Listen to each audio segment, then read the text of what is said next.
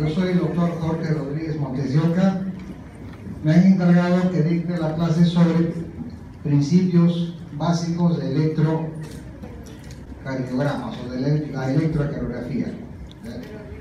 Antes de empezar la clase, tengo un encargo del doctor Ruiz, profesor jefe del curso, que me dice que el día sábado no hay clases.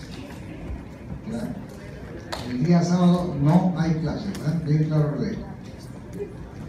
Bien, tenemos un poco más de una hora para poder desarrollar este tema de la mejor forma posible y ruego de ustedes la mayor colaboración para que todos los presentes puedan aprender lo máximo que se pueda, ¿verdad?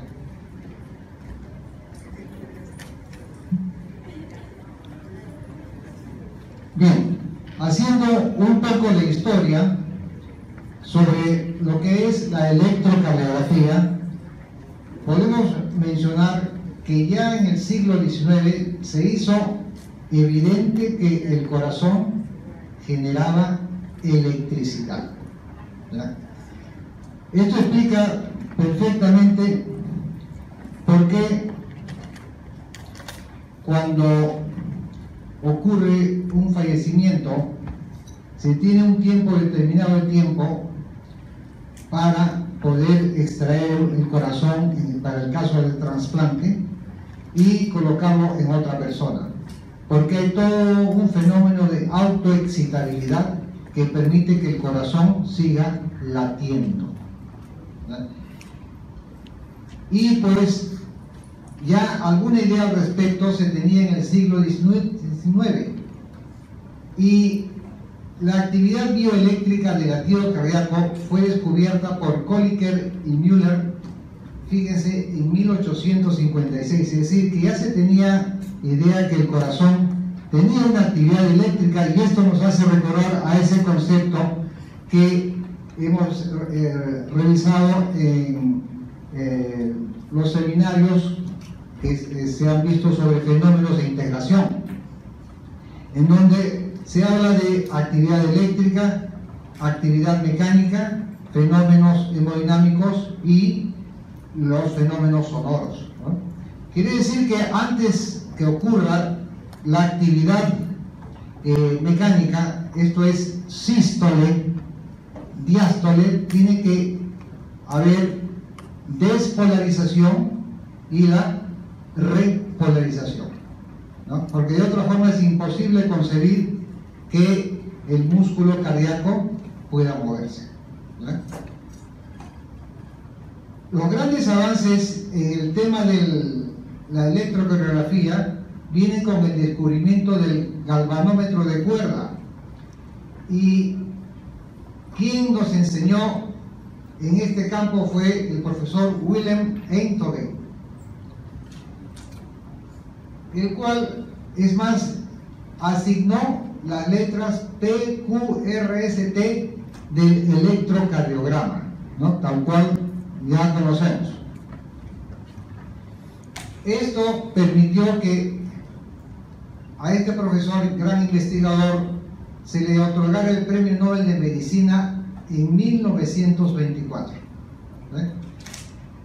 Yo en lo particular he tenido la ocasión hace un tiempo en Houston de conocer el primer electrocardiógrafo que se hizo en el mundo. Si yo les muestro, ustedes pueden pensar que soy un mentiroso, pero yo me quedé impresionado. Del tamaño de un baúl, enorme. Lo tienen como una reliquia histórica. Y pensar que en la actualidad los electrocardiógrafos son pequeños, ¿verdad? Y permiten diagnósticos computarizados de los eventos que se pretende examinar, ¿verdad? Son pequeños, chiquititos, y uno los puede llevar perfectamente en una maleta cualquiera, pequeña, para el trabajo correspondiente. Fíjense cómo es que se ha progresado en la tecnología y sin perder de vista los conceptos referidos a la electrocardiografía, pues tenemos ahora aparatos que son mucho más fáciles de utilizar y que nos da una valiosa información.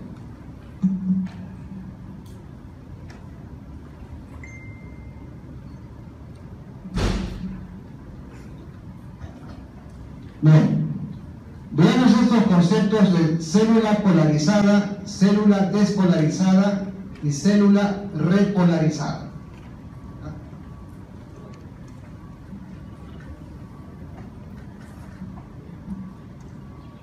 Este diapositivo nos ayuda en este fin. Lo que estamos señalando viene a ser célula polarizada, es decir, aquella célula que no muestra evidencia de ser despolarizada y tampoco hay evidencia de estar en un proceso de repolarización.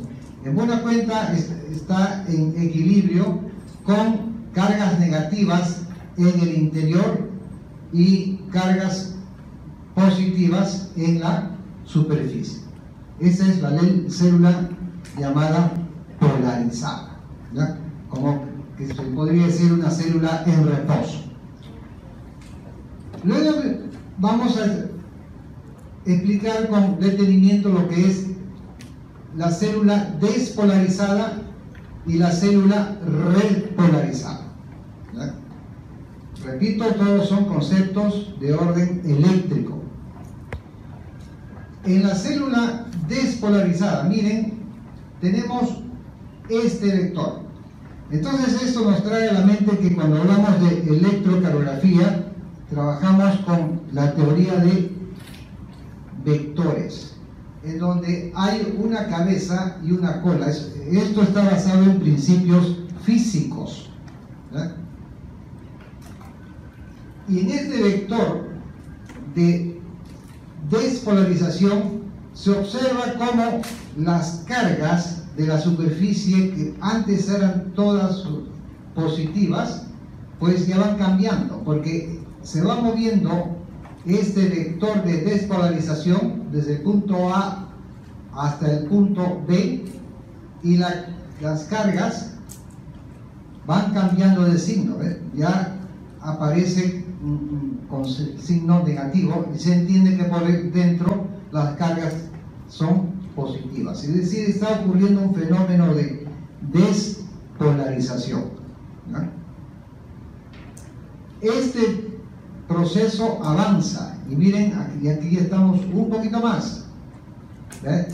En la superficie cargas negativas y por dentro se entiende cargas positivas, y así vamos avanzando hasta llegar al punto en que en la superficie todas las cargas son negativas y por dentro se entiende que las cargas son positivas, es decir, que la célula se ha despolarizado merced a este concepto de potencial de acción, que, como se ha revisado cuando hemos hablado del seminario de fenómenos de integración, ha tenido participación de canales rápidos de sodio, ¿no?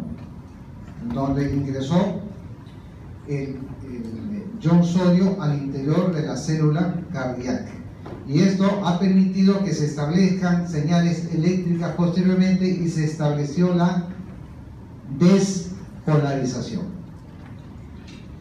Pero cuando existe despolarización, necesariamente tenemos que pensar que después viene repolarización. Yo me acuerdo que hice una pregunta a gente de uno de mis grupos cuando les decía: ustedes saben que las aurículas tienen despolarización y también tienen repolarización. Alguien dijo no. Todo porque no veía la onda T, que después vamos a señalar en el trazado electrocardiográfico. Lo que pasa es que la repolarización para las aurículas es pequeña, porque las presiones, los voltajes y las presiones que se manejan en lo que se llama el corazón derecho vienen a ser 1/6 de la potencia que ocurre en lo que se llama, desde el punto de vista funcional, corazón izquierdo, ¿ya? Entonces, para todo proceso de despolarización tiene que haber necesariamente repolarización, si no, de otra forma la célula no alcanza equilibrio, la célula no llega a ponerse como en el primer esquema, cuando está en reposo. Bien, aquí estamos ya en la figura de la repolarización. ¿Ven? Y acá ustedes observan que hay un vector, principio físico vector, que va del punto A al punto B, siguiendo la dirección de la despolarización previa.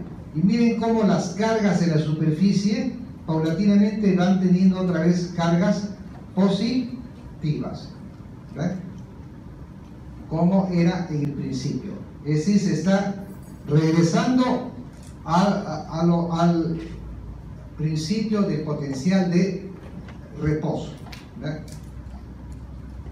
Y en este esquema, cuando el proceso nace en punto inverso, también se ve como este vector de despolarización nos están enseñando que las cargas que eran negativas ya van cambiando y ahora se van haciendo positivas. Y por ende, en el interior de la célula otra vez van apareciendo cargas negativas. Entonces, hay despolarización y repolarización. Son principios fundamentales en la electrogénesis, en el tema de la electrocardiografía. Si uno entiende bien esto, que no es difícil, va a entender perfectamente después el por qué se da posteriormente la sístole y la diástole, como consecuencia de la despolarización y de la repolarización. Bien.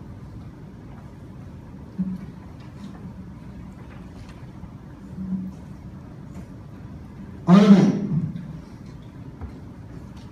esto nos trae a la mente el cómo captar las morfologías en el trazado electrocardiográfico. Si nosotros tenemos un vector de despolarización, ¿no?, que va del punto A al punto B, y tenemos un electrodo explorador, y cuando hablamos del electrodo explorador nos acordamos de todos esos dispositivos que se utilizan cuando se toma el electrocardiograma, que lo vamos a revisar, ¿no?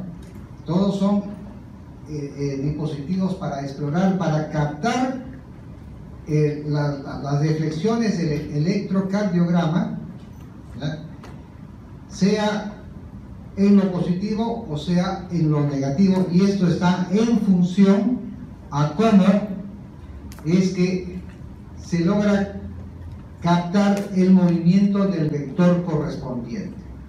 Si nosotros acá tenemos un vector de despolarización que va del punto A al punto B, tenemos que la cabeza es de signo positivo y la cola viene a ser de signo negativo. Entonces, si nosotros con este electrodo explorador captamos este movimiento, en el electrocardiograma, por lógica, la deflexión que se pueda dar va a tener una morfología positiva, es decir, hacia arriba. Y esto va a depender mucho también del espesor de las paredes de las cámaras correspondientes. Pero en este mismo ejemplo, lo que está por detrás del vector de despolarización, como tiene signo negativo, nos va a dar una deflexión hacia abajo. Entonces, esto explica por qué de las diferentes morfologías que se pueden encontrar en el electrocardiograma. Si es hacia arriba, es porque el vector de despolarización está yendo hacia el punto en que el electrodo explorador está registrando.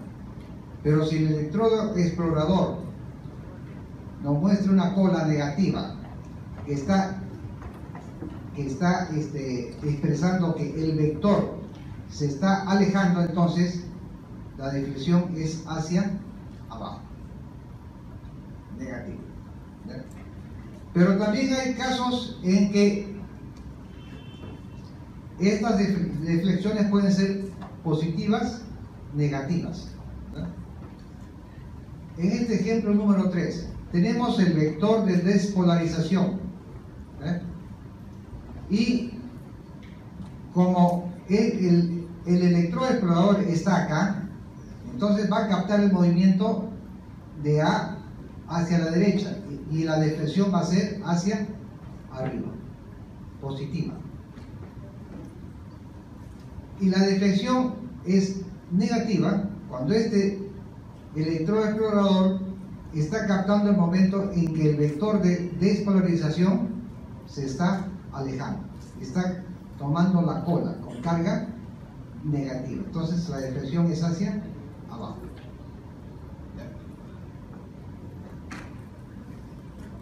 Un fenómeno similar es para el caso de la repolarización. ¿Ve? Ahí aparece la famosa onda T. Estamos hablando de la repolarización ventricular, ¿ve? En donde tenemos el vector de repolarización, ¿ve? Que nos está mostrando una onda T negativa, porque delante de este electrodo explorador tenemos electronegatividad. Entonces, por consecuencia, en la descripción en el electrocardiograma vamos a tener una T negativa. En el caso opuesto, acá tenemos el electrodo explorador. Este es el vector de la repolarización que se va alejando, pero va dejando un sector de electropositividad, por eso la onda T es positiva. Y hacia el lado opuesto, como el vector de la repolarización está siguiendo esta dirección y tenemos esta electronegatividad, la onda T va a ser negativa. Entonces, todos estos son deflexiones que se explican perfectamente por los electrodos que exploran. Y de acuerdo a cómo es el movimiento del vector, sea de despolarización o repolarización, uno entiende por qué en el electrocardiograma pueden haber deflexiones hacia arriba positivas o deflexiones hacia abajo negativas, o una combinación, es decir, registros que se llaman difásicos, con una fase positiva y una fase negativa.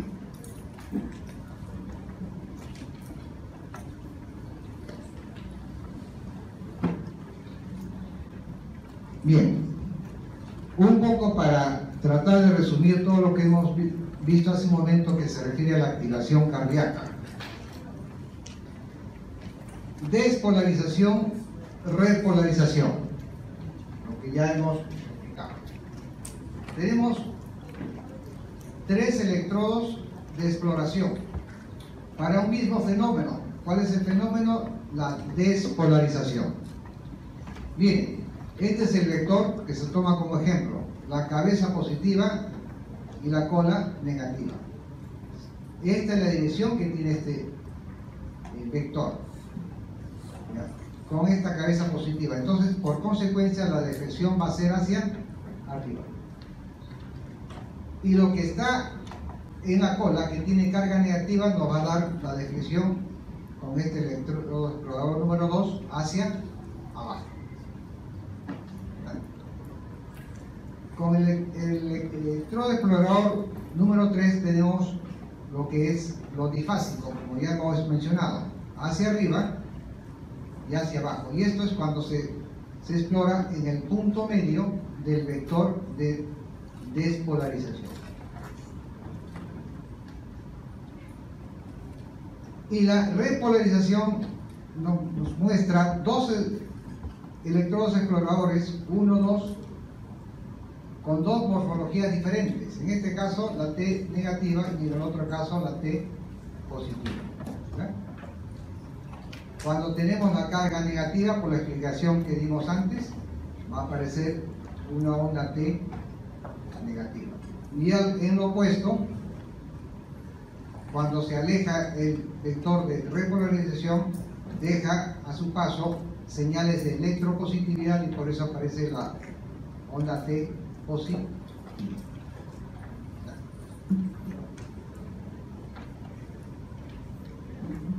Todo esto que estamos explicando tiene importancia para los fines de entender las morfologías de las diferentes deflexiones del electrocardiograma que vamos a revisar, y también cómo es que se puede determinar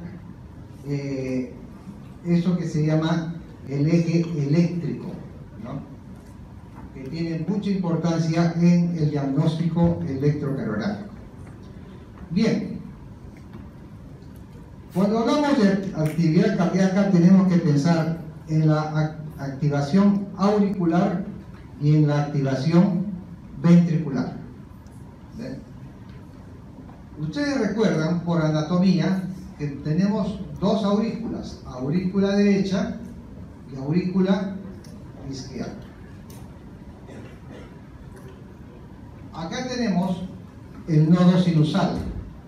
El nodo sinusal, recuerdan que es el marcapasos natural del corazón, que se encuentra en la región superolateral y posterior de esta aurícula derecha en relación a la vena cava superior, ¿no? Eso ya lo hemos revisado en seminarios.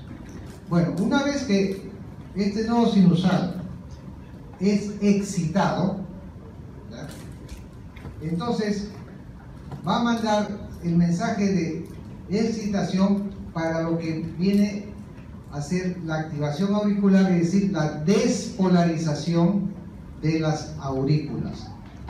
Y ustedes acá están viendo tres vectores. Siempre estamos con la idea de los vectores: vector 1, vector 2 y vector 3.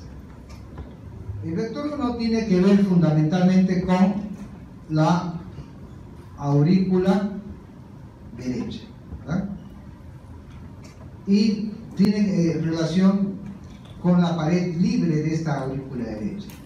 El vector 2 tiene que ver con esta estructura que se llama tabique interauricular, que separa ambas aurículas.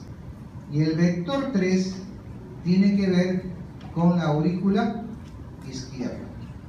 La sumatoria de estos tres vectores nos va a dar el eje de las aurículas, es decir, el eje de P. El eje de P, que para fines clínicos no tiene mucha importancia, como sí tiene el eje de QRS, que vamos a analizar posteriormente, porque ese es el que se utiliza fundamentalmente para el diagnóstico del electrocardiograma respecto a las diferentes situaciones en que la persona puede estar sana o puede mostrar enfermedad. Ese es el que nos importa más. Pero entiéndase que también existe pues el eje de aurículas, no, el eje de P. Y este vector resultante, principio físico, esto que estoy señalando, viene a ser la sumatoria de estos tres vectores. Y entonces uno podría decir, a ver, ¿cómo es la representación del vector medio de la despolarización auricular? Acá lo vemos. Es un vector que va de derecha a izquierda y tiene una proyección algo anterior y además es descendente. Ese es el vector que representa a estos tres vectores. Y si vamos al registro en el electrocardiograma, vemos la onda P. Y acá se ve perfectamente que en esta onda P hay tres componentes, como ya se ha señalado en esta representación de vectores. El componente referido a la aurícula derecha, el componente referido al tabique interauricular y el componente referido a la aurícula izquierda. Entonces, si uno hace la pregunta, ¿qué es lo que primero se despolariza en las aurículas? La aurícula derecha. ¿Y qué es lo que al final se despolariza en las aurículas? La aurícula izquierda. Y entre ambos está el tabique interauricular. ¿Cuál es la duración promedio de la despolarización de las aurículas? 10 centésimas de segundo. 10 centésimas de segundo. Obviamente, después de esta despolarización viene la sístole de aurículas, ¿no? Que es ya la expresión mecánica.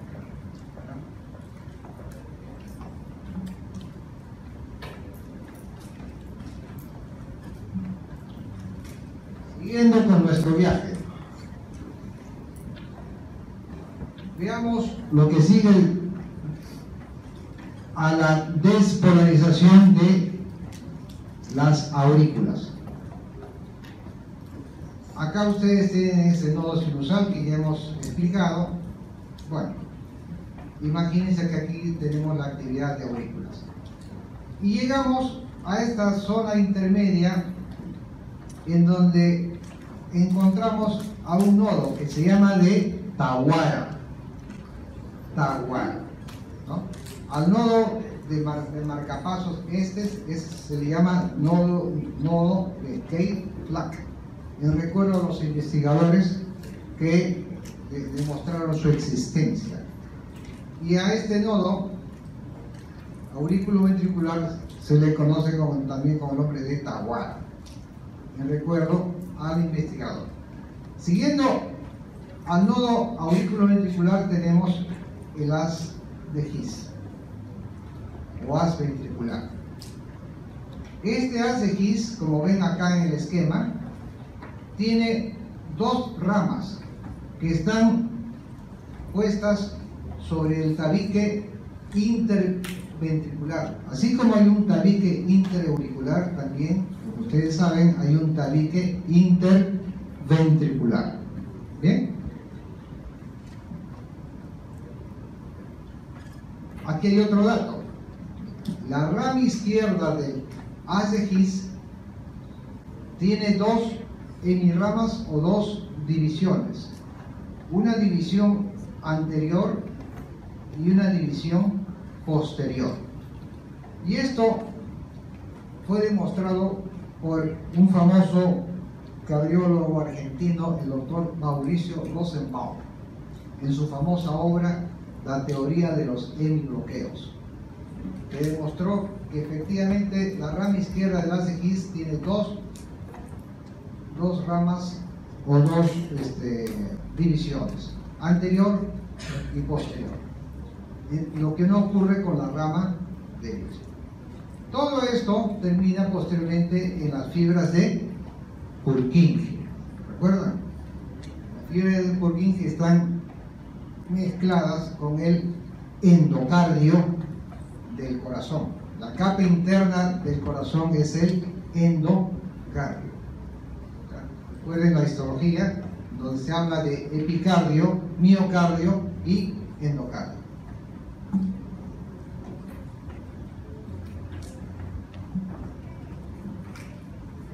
Bien, vamos a ver las vías normales de conducción auriculoventricular. Así vamos un poco reforzando lo que vamos a explicar. Como digo a mis alumnos, así ustedes también lo pueden explicar. que no le digan ni paporreta, no. ¿Por qué? Porque los gráficos enseñan perfectamente. Bien. La S significa nodo sinusal en este esquema. La A, aurículas. AB, nodo aurículo ventricular. Miren, empieza el impulso, la excitación en el nodo sinusal, ¿no? Esto despolariza las aurículas. Y viene esta flecha, este vector. Uno podría decir, ¿y por qué? ¿Por qué en vez de ser así, hay este desvío hacia este lado, de este vector? Porque hay un retraso fisiológico que se da a nivel del nodo aurículo ventricular o nodo de Tawara. Es un retraso fisiológico, y después que se da ese retraso fisiológico ya aparece el ACX, en donde ese retraso desaparece y se acelera la conducción para llegar finalmente a las fibras de Purkinje. ¿Está claro? ¿Ah? Estamos diciendo así de a poquito para que se entienda más y más. Y entonces, si nosotros vamos al registro, acá tienen la onda P, que expresa la despolarización de aurículas. Ya saben de dónde viene esta onda P. Y tienen acá el segmento, lo que sigue la onda P, el segmento PR, que no es sino este retraso fisiológico que se tiene en la conducción del impulso eléctrico. Esto es el segmento PR, que no es lo mismo que decir intervalo PR. Ojo, ¿ya? Porque el segmento PR se refiere exclusivamente al retraso fisiológico que establece la presencia de este nodo aurículo ventricular. En tanto que el intervalo PR nos está expresando todo un proceso que empieza en el nodo sinusal y termina en las fibras de Purkinje. Eso es el intervalo PR. ¿Cuál es la duración de todo esto que se da en llamar intervalo PR desde el inicio de la P hasta el final del segmento PR? ¿Cuál es la duración? Va de 0,12 a 0,20 centésimas de segundo. 0,12 a 0,20. Si nosotros encontramos en el análisis del electrocardiograma que este intervalo PR o PRI tiene una duración menor de 0,12, estamos en el campo de algo que es motivo de grandes publicaciones, y en lo cual la ciencia, el hombre ha avanzado una enormidad. Y antes lo que era un problema, su manejo ahora es muy sencillo mediante el tratamiento de la ablación que se hace en la electrofisiología, y se acaba el problema. Pues eso se llama el síndrome de preexcitación ventricular. Síndrome de preexcitación ventricular. Y acá nos acordamos de tres grandes investigadores: Wolf, Parkinson y White. Ahora, ¿por qué ha quedado así para la historia? Esto es un poco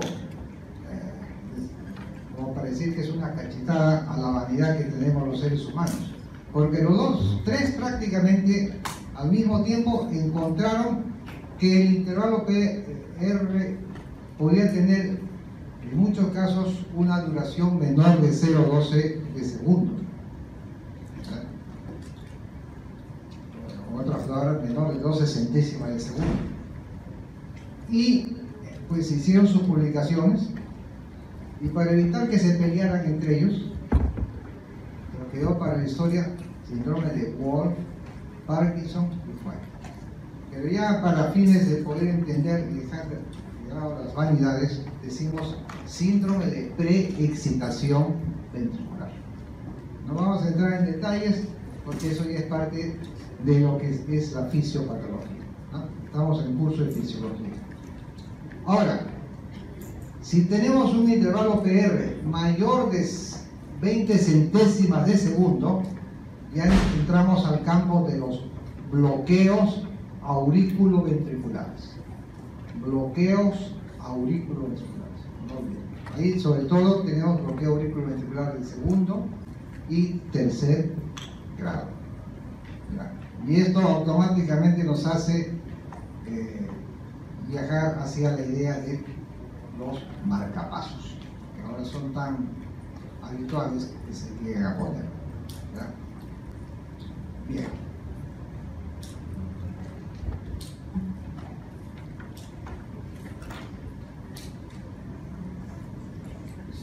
Seguimos en nuestro viaje.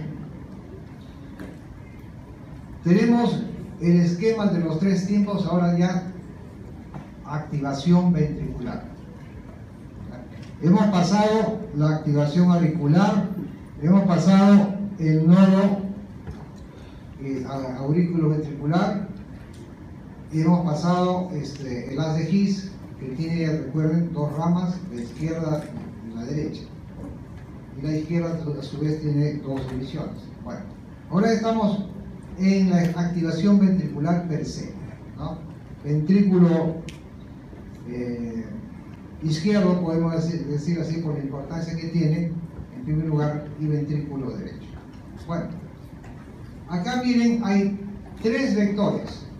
Uno que tiene que ver con la activación septal, otro que tiene que ver con la activación parietal, parietal significa pared, y el otro que tiene que ver con la activación basal.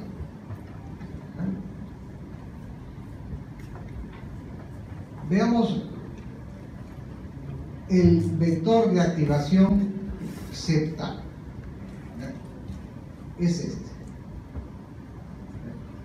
Acá ustedes tienen el uso famoso, esto es ventrículo izquierdo, tabique interventricular, ventrículo derecho. El primer vector que aparece es el vector septal. Y nos dice que la primera parte que se despolariza en ventrículos es el lado izquierdo del tabique interventricular. Y entonces esto nos da este vector, recordando lo que hablábamos en las morfologías. Si este vector está apuntando hacia la derecha, nos va a dar una deflexión hacia arriba, en ese lado. Pero en el lado opuesto, en lo que es ventrículo izquierdo, hacia abajo. Bueno, entonces se explica por qué aparecen estas morfologías. Bueno, la despolarización a nivel de ventrículo derecho dura poco. ¿Por qué? Porque las paredes del ventrículo derecho son delgadas, ¿verdad? No tienen el espesor de las paredes del ventrículo izquierdo, ¿verdad? Entonces dura poco y pronto se da un salto hacia el vector 2 de la activación parietal, en donde vemos que este vector de despolarización nos da, como está apuntando hacia el lado izquierdo, esta es la cabeza y esta es la cola, una deflexión hacia arriba. Y en el lado opuesto, como está en relación a la cola, nos da una deflexión hacia abajo. ¿Cómo se explica estas morfologías? Por el juego de los vectores. La teoría de los vectores, que viene del principio físico, pues nos ayuda perfectamente a entender estos fenómenos de activación eléctrica cardíaca. Y El último vector es de activación basal. Basal quiere decir en relación a la base. Entonces, esto tiene que ver con las porciones basales y posteriores, sobre todo relacionadas con el ventrículo izquierdo. Y miren, estos son los vectores, 3. Cuando está apuntándose hacia la cola, se escribe la definición hacia abajo. Y en lo que es el lado derecho, débilmente vemos una deflexión que a la justa llega a tener cierta positividad. ¿Por qué? Porque más espesor tienen las paredes del ventrículo izquierdo respecto a las paredes del ventrículo derecho. Y entonces acá tienen perfectamente delimitado lo que vamos a ver después. Q, R, S. Ese es el famoso complejo ventricular, en donde tenemos onda Q, la onda R y la onda S. QRS. ¿Y qué expresa eso? La despolarización, la activación de ventrículos. Y el preponderante es el ventrículo izquierdo. ¿Verdad? Muy bien. Entonces, ustedes podrían decir, bueno, ya, tenemos los vectores y lógicamente tiene que haber un vector resultante, lo que en la práctica se llama el eje del QRS, que es el que nos importa más en la práctica de todos los días en la clínica. El eje del complejo QRS. Este vector resultante, por deducción, uno podría decir que es un vector que tiene dirección hacia la izquierda, es posterior. ¿Por qué? Porque las estructuras de lo que se llama el corazón izquierdo están hacia la parte posterior. ¿Ya? ¿Y por qué tiene que ser así? Porque la estructura que predomina es la estructura del ventrículo izquierdo versus lo que pasa con el ventrículo derecho. Esa es la razón. ¿Ya? Entonces, es un vector resultante que es dirigido hacia la izquierda y hacia atrás. Ya en un sentido que se puede llamar de cierta oblicuidad. Ese es el eje del QRS.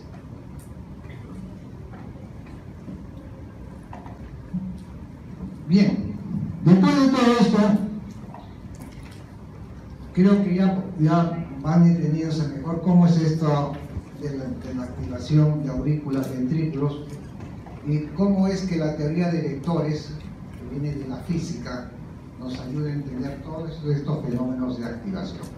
¿Vale? De otra forma sería imposible. Y el hombre nos crea el electrocardiógrafo, que ya hemos mencionado cuando empezamos la clase. Y este electrocardiógrafo tiene electrodos de exploración. Y así, por fines didácticos, se creó el concepto de derivaciones electrocardiográficas. Y se habla de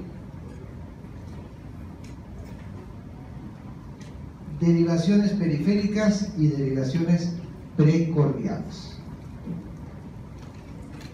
Derivaciones periféricas y precordiales.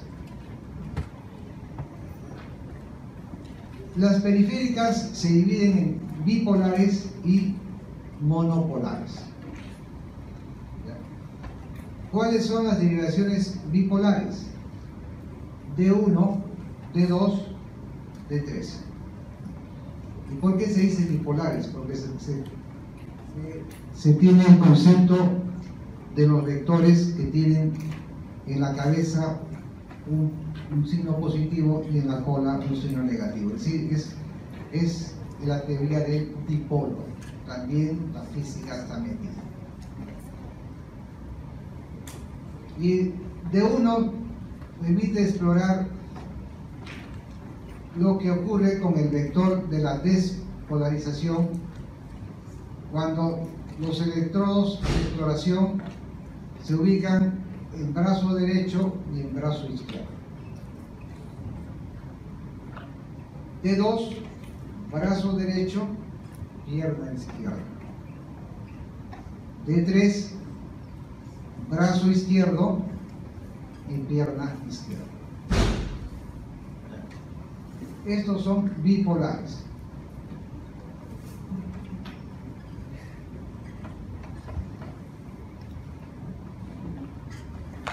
Las unipolares. ABR, brazo derecho. ABL, brazo izquierdo. Y ABF, pierna izquierda. Acá se entiende que estas derivaciones unipolares o monopolares tienen signo positivo y su opuesto viene a ser un esquema en donde no existe signo ni positivo ni negativo, es una carga cero.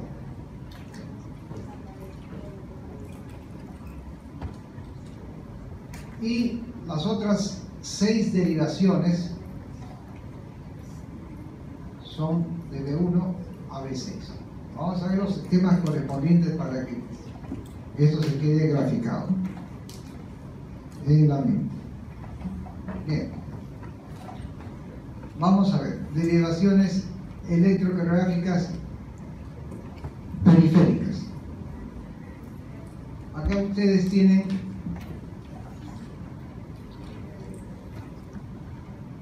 la derivación de 1. Hemos dicho brazo derecho, brazo izquierdo, de 1. En donde este vector tiene una cabeza con el signo positivo y la cola con el signo negativo. La pregunta es ¿por qué es así y por qué no es al revés? Sencillamente porque la cámara cardíaca que maneja las activaciones más potentes de mayor magnitud es la cámara llamada ventrículo izquierdo, que tiene paredes crestas. Recuerden su clase de anatomía. Por eso es. Entonces, se asume que en este vector lo que está más cercano a este ventrículo izquierdo tiene signo positivo, lo que está alejado signo negativo. Este es D1. El D2, la derivación bipolar D2, brazo derecho, pierna izquierda. Y el razonamiento respecto a lo que dijimos sobre el D1 es el mismo. El corazón izquierdo es el que maneja los vectores de mayor magnitud. Por ende, la cabeza en esta derivación bipolar tiene signo positivo y la cola signo negativo.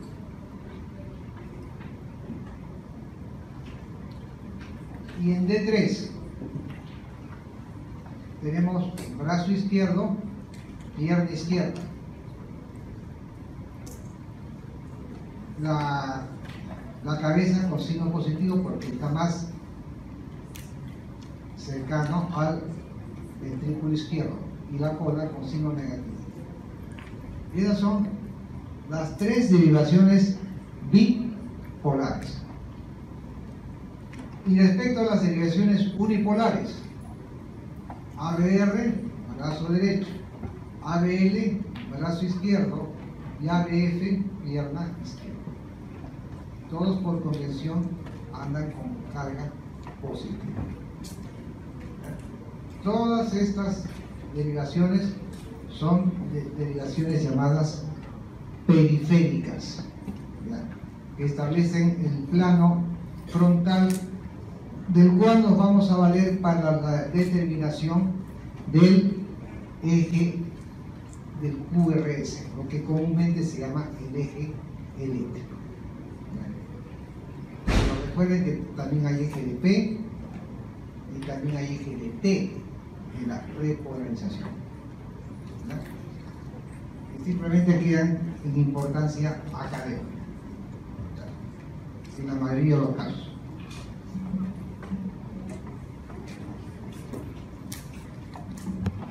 Sigamos.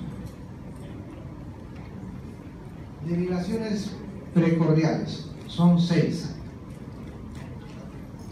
Acá tienen 1, 2, 3, 4, 5 y 6. La derivación 1, en donde se coloca el electrodo explorador, está en relación al cuarto espacio intercostal derecho. Ahí se ubica. No. Uno podría hacerse esta pregunta: ¿y esta derivación B1? ¿Qué ventrículo me explora? ¿Ventrículo derecho o ventrículo izquierdo? Por lógica, el derecho. Derivación B2 está al frente, cuarto espacio intercostal izquierdo. También, de alguna forma, explora el ventrículo derecho y ya está empezando a explorar el ventrículo izquierdo. Derivación B3, derivación B4. La derivación B4 se ubica en quinto espacio intercostal izquierdo, cruzando a lo que se llama la línea manilar. Entre 2 y 4, 3. Bueno, 3 y 4 ya francamente, de una manera contundente, sobre todo 4, están explorando el ventrículo izquierdo. Porque el ventrículo izquierdo se encuentra por este sector. Derivación B5 en relación a la línea axilar anterior, que explora ya contundentemente el ventrículo izquierdo. Y derivación B6 en relación a la línea medio axilar, que explora pues el ventrículo izquierdo. Se habla también de derivación, si uno sigue la trayectoria, puede haber exploración con este electrodo puesto en posición de B7.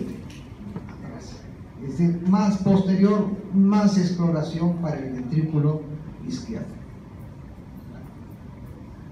Bien, estas son las derivaciones precordiales. Un poco para adelantar lo que van a aprender cuando hagan el curso de fisiopatología. Estas derivaciones precordiales tienen una tremenda importancia porque nos permiten ver más de cerca lo que está pasando, sobre todo con el ventrículo izquierdo, para los casos de síndrome coronario agudo. Cuando ustedes escuchen hablar de angina de pecho, infarto, preocúpense más en estudiar las derivaciones precordiales, porque ahí está la información que uno lo ve, sabe las características que hay del infarto y se lo ve, dice que es paciente y está haciendo un infarto. Tiene clínica, tiene cambios en el electrocardiograma y estamos viendo enzimas cardíacas. Bueno, todo lo van a aprender en su momento, pero ya les voy adelantando cómo es este panorama.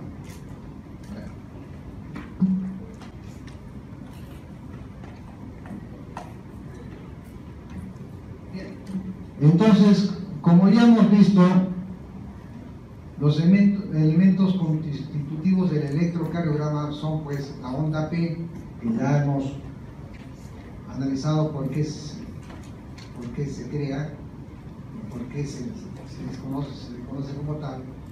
¿Y quién fue el que le puso el nombre? Wilhelm Einthoven. A él se le ocurrió poner PQRS-T cuando vio sus primeros trazados de lo que después se llamó electrocardiograma. El intervalo PR, que ya saben lo que significa, el complejo QRS y la onda T.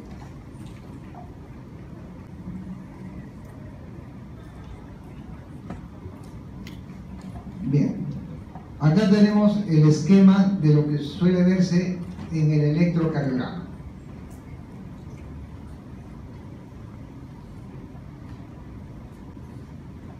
Como se señala, tenemos la onda P. La onda P tiene una duración promedio de 10 centésimas de segundo. Siempre hay que decir promedio, porque no se puede decir exactamente. En medicina eso no existe.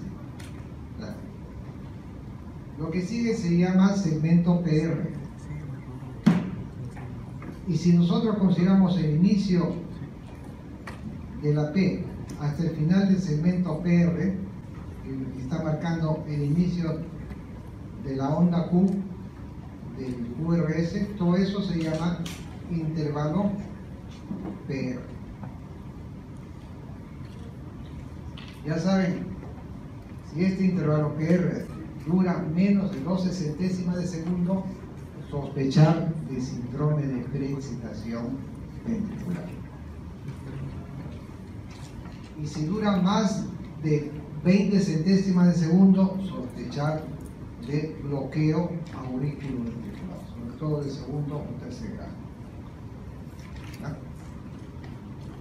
Y siguiendo en este registro lo que pasa en el corazón, esto es la activación auricular de muchos. Y después viene el famoso QRS. Con sus deflexiones, ustedes ya saben por qué se originan estas deflexiones. En donde tenemos el componente de la onda Q, la onda R y la onda S. Q representa al primer vector, al vector Z-tal. La R representa al vector parietal. Y la S representa al vector basal posterior.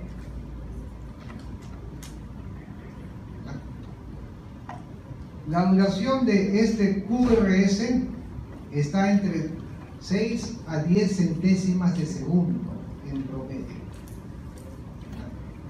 Pero si ustedes tienen una duración de este QRS mayor de 10 centésimas de segundo, sospechar de bloqueo de rama.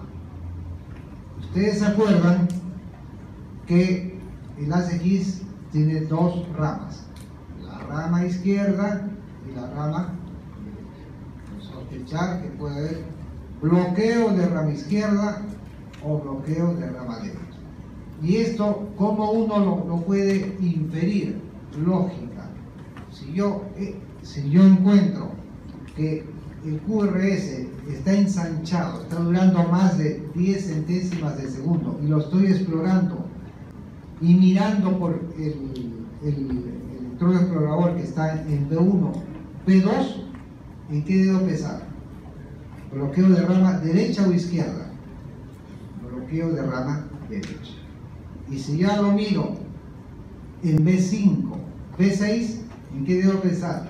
El bloqueo de rama izquierda, dependiendo de dónde se ubica el electrodo explorador. Pura lógica nada más. Después de este QRS viene el segmento ST. Importante, este segmento ST viene a ser la traducción de lo que ustedes han aprendido en estos seminarios que estamos terminando en esta semana, esa famosa meseta. ¿Se acuerdan de los canales de calcio y sodio lentos que establecen la famosa meseta que solamente tiene la célula cardíaca, no hay otra célula que tenga en nuestro organismo esa meseta? Ese es el famoso segmento ST. Importantísimo en la valoración, sobre todo de las enfermedades isquémicas del corazón. Ya ustedes lo van a aprender en ese momento, pero no olviden, esto es importante. Y luego de este segmento ST viene la onda T. En este caso aparece positiva. Esto es repolarización, en este caso ventricular. La pregunta es, ¿y en dónde se ve la repolarización auricular? Se ve acá. Acá. Está metida dentro del segmento PR, como una deflexión negativa. Yo nunca lo he visto, tengo muchos años como cardiólogo, nunca lo he visto, pero hay gente que dice que lo ha visto y por ahí se entusiasmó. Pero pues, ese es el concepto que queda. No se puede registrar como uno quisiera porque los voltajes que manejan la actividad de las aurículas son pequeños, a diferencia de los voltajes que manejan los ventrículos. Bien.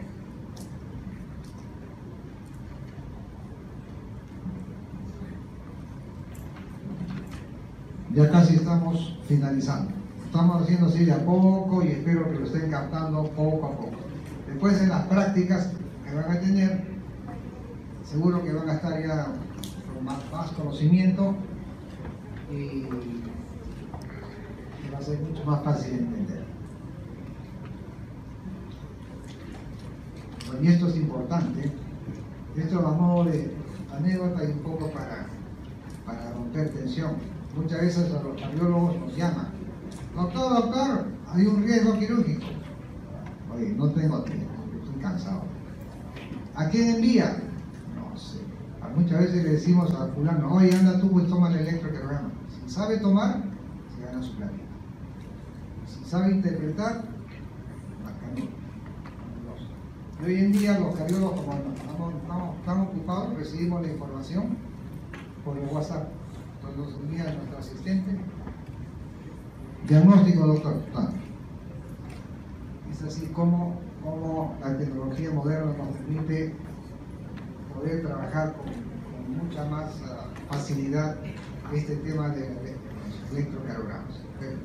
Lógicamente uno tiene que entender bien la teoría para hacer un diagnóstico preciso.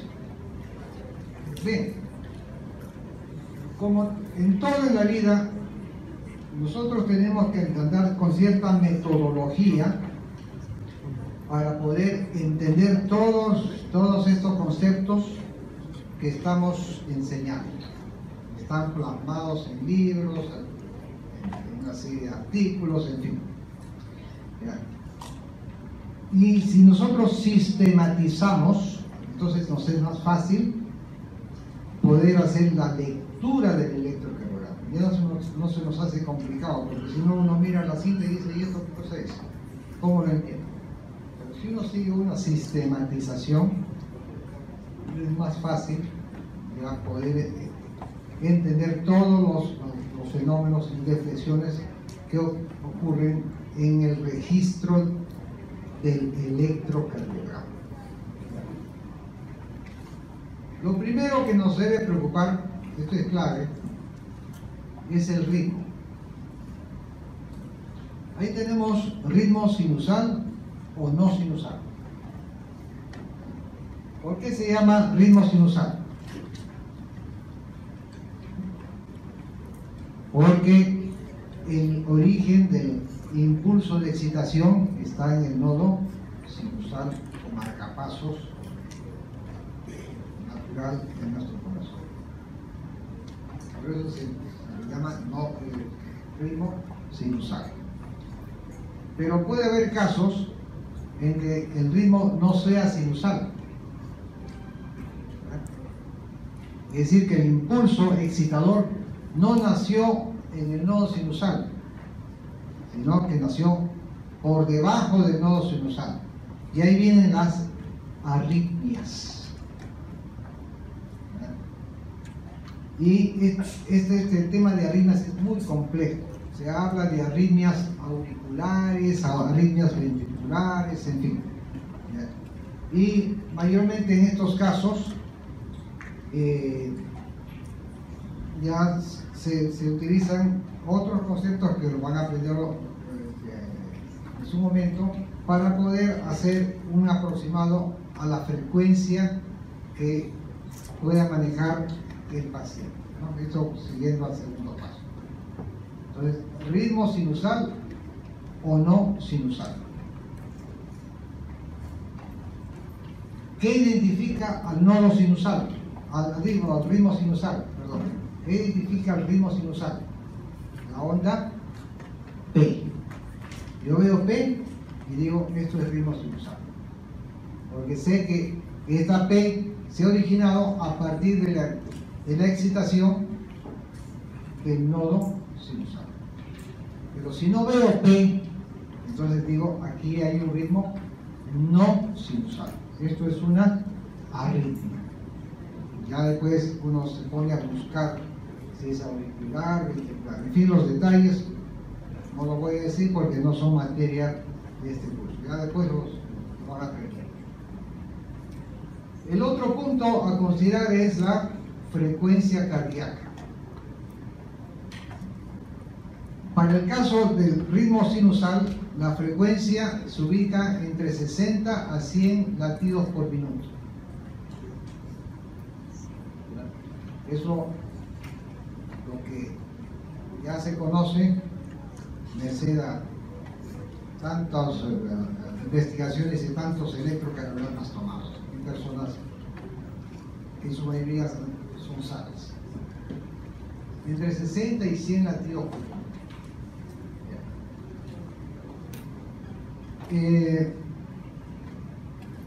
En el caso de arritmias ya hay otras formas de poder evaluar el concepto de la frecuencia cardíaca. Y aquí viene el caso emblemático de la fibrilación auricular. En la fibrilación auricular se toma una frecuencia cardíaca promedio. ¿Y cómo se determina la frecuencia cardíaca en el caso del ritmo sinusal? Se determina considerando esta constante de 1500 entre el número de cuadrados chiquititos que se ve en ese papel cuadriculado del electrocardiograma, que está entre una R, recuerden el complejo QRS, entre una R, vamos a poner acá,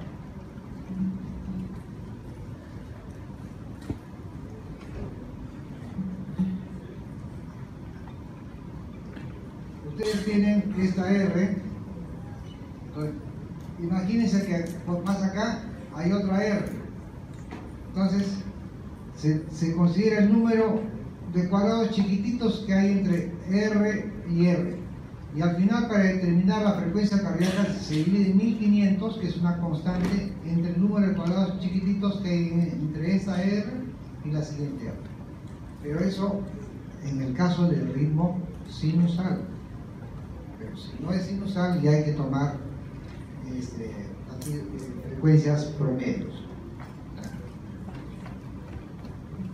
Eso en su momento lo van a aprender también. El tercer punto a considerar es la duración del intervalo PR. Ustedes ya saben cómo es. Ven su electrocardiograma.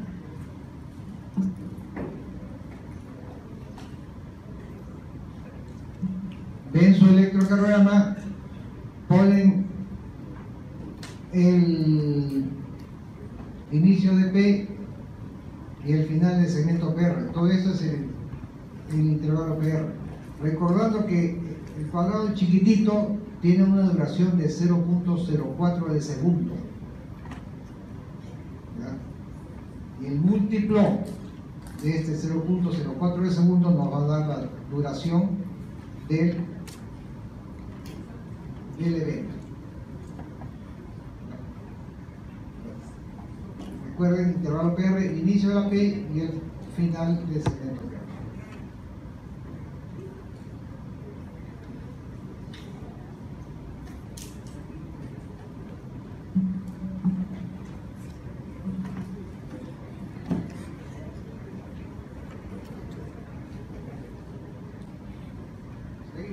seguimos. Duración del complejo QRS.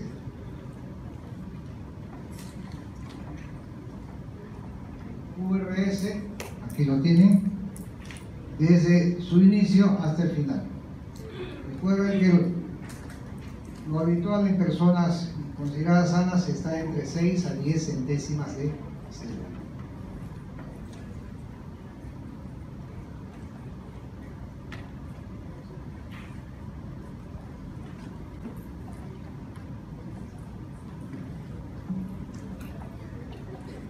Después sigue duración del intervalo QT.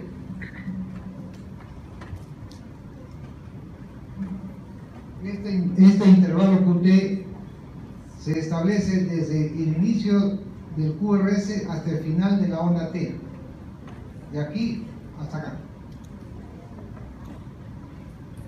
Intervalo QT. ¿Qué importancia tiene? El intervalo QT, si ustedes lo analizan, no expresa sino la sumatoria de despolarización más repolarización ventricular. Suma despolarización a la repolarización ventricular. Este es el intervalo QT. Tiene estrecha relación con la frecuencia cardíaca de manera inversa. A mayor frecuencia, menor duración de ese intervalo QT. Así se dice que para una frecuencia de 100 latidos por minuto, el intervalo QT debe tener una duración de 0.32 de segundo, o 32 centésimas de segundo. Para una frecuencia de 60, la duración del intervalo QT debe ubicarse en 40 centésimas de segundo. Bien, para hacerlo más preciso, se ha creado el concepto del QT corregido. El QT corregido utiliza la fórmula de Bassett, sobre todo, ¿no?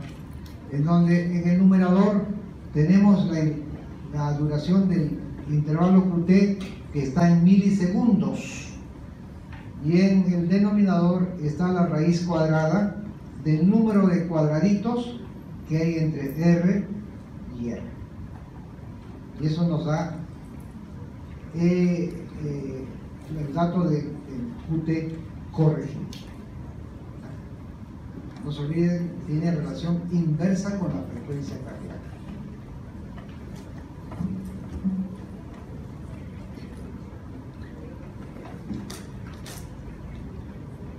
Lo que sigue es el eje eléctrico. Como ya les adelanté, para la P, QRS y T. Se usa más el eje de QRS, es lo que comúnmente se dice el eje eléctrico. Oye, dime cuál es el eje eléctrico.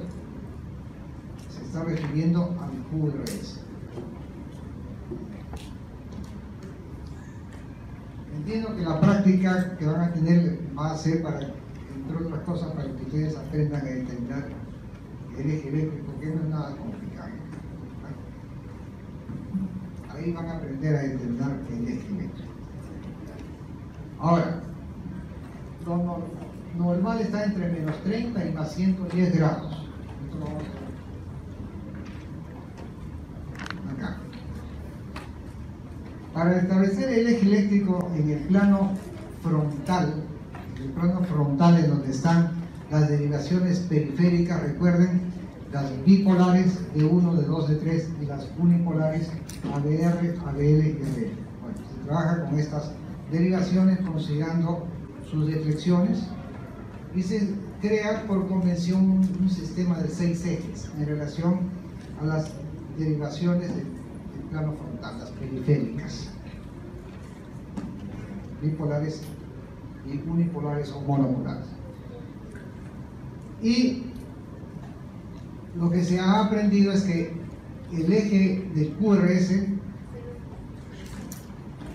en situaciones de normalidad tiene un rango que está entre menos 30 y más 110 grados. Todo este es rango normal para el eje del QRS. Si yo encuentro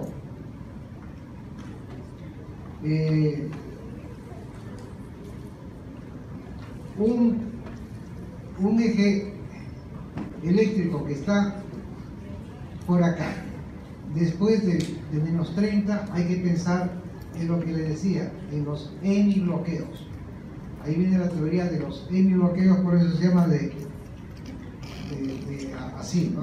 Hemibloqueo anterior izquierdo, hemibloqueo posterior izquierdo, que son divisiones de la rama izquierda de las TGIS. Recuerden ese esquema que vimos hace un momento, en donde una de sus características es que el eje eléctrico tiene un valor de menos 45 grados atrás o es más.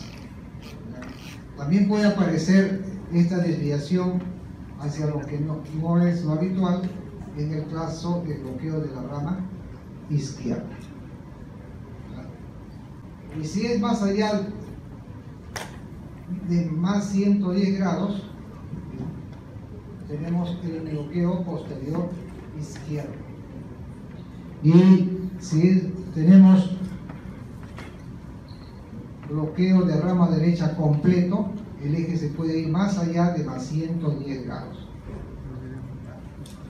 Es otro dato que nos ayuda, para estudiar los bloqueos y hemibloqueos. Y finalmente, dentro del análisis de la lectura del electrocardiograma tenemos que considerar cualquier alteración que se encuentre fuera de los hallazgos normales, cualquier alteración que llame la atención. A veces puede encontrarse, por ejemplo, en el electrocardiograma, que en todas las derivaciones percordiales, recuerden, de B1 a B6, la onda T, que es de la repolarización ventricular, aparece negativa. Alguien podría decir, eso no está bien. Si yo entiendo que más del 90% de la población anda con la onda T positiva, como es demostrado, ¿por qué aquí anda con onda T negativa? Eso puede pasar sin que signifique enfermedad. Entonces, uno se encuentra eso, por ejemplo, lo pone presencia de ondas T negativas en las derivaciones percordiales, de causa a determinar. Entonces, así está siendo un correcto diagnóstico electrocardiográfico. Eso por mencionar un ejemplo.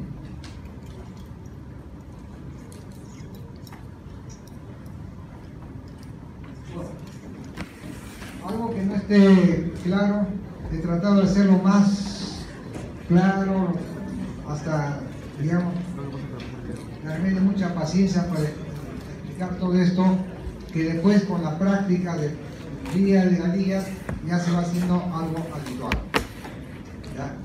Ya en las prácticas, cuando aprendan la determinación del eje eléctrico en los seminarios, todos estos conceptos se van a acentuar, se van a ahondar y seguro que van a entender mejor. Bueno, muchas gracias. Recuerden que el día sábado no tienen clases.